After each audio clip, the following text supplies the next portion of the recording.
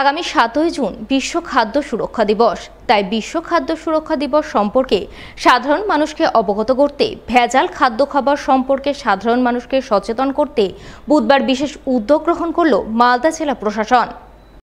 উদ্যোগের অঙ্গ হিসাবে মালদা জেলা খাদ্য সুরক্ষা দপ্তরের পক্ষ থেকে এক সচেতনতামূলক প্রচারাভিযান চালানো হলো মালদা শহর জুড়ে।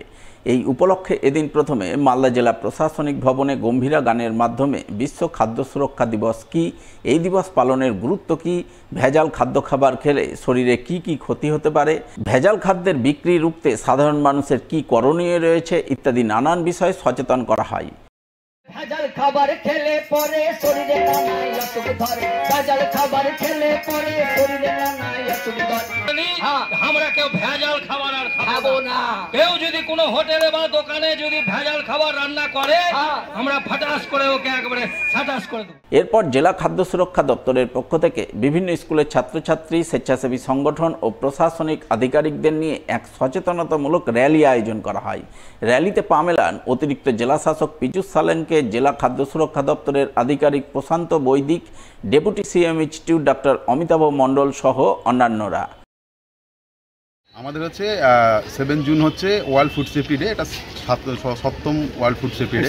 সেই হিসাবে আমরা আজকে সচেতনতা হিসাবে আমাদের যে ডিস্ট্রিক্ট ফুড সেফটি সেল রয়েছে খাদ্য সুরক্ষা দপ্তর মালদা, সমস্ত লাইন ডিপার্টমেন্ট, বিজনেস অ্যাসোসিয়েশন, বিজ্ঞান মঞ্চ এদের নিয়ে আমরা একটা অ্যাওয়ারনেস প্রোগ্রাম করছি। বিভিন্ন স্কুল, নার্সিং স্কুল সব জায়গা থেকে রয়েছেন, আমাদের জেনারেল অ্যাডমিনিস্ট্রেশন আমাদের সঙ্গে রয়েছে।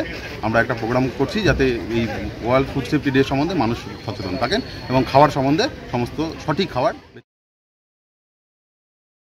আগামী 5ই জুন বিশ্ব পরিবেশ দিবস।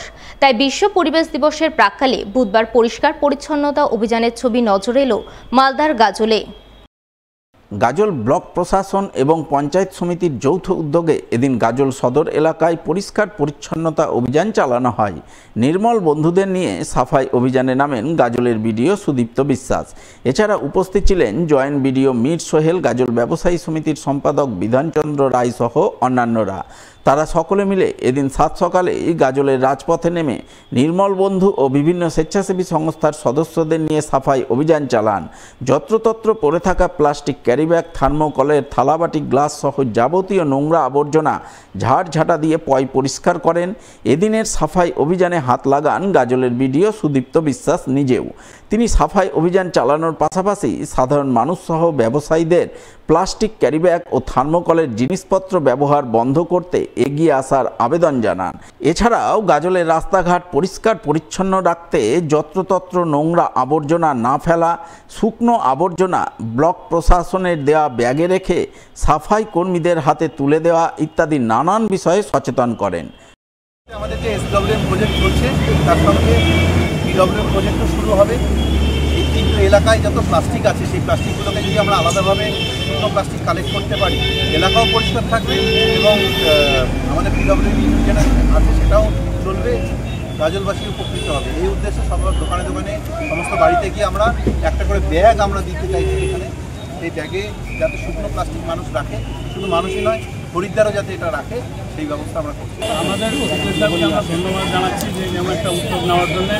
আমরা প্রত্যেকটা দোকানদারকে আমরা বুঝাবো যে এই উদ্যোগকে সবাই স্বাগত জানান এবং স্যার যেভাবে বলেছে সেভাবে ময়লাগুলো ব্যাগে রাখুন এবং দোকানদাররা যদি ঠিক মতো না করে তাহলে এই উদ্যোগ কোনোদিনও সম্ভব না। দোকানদারদের আমরা ব্যবসায়ী সমিতির থেকে বুঝাবো যে গাজলকে পরিষ্কার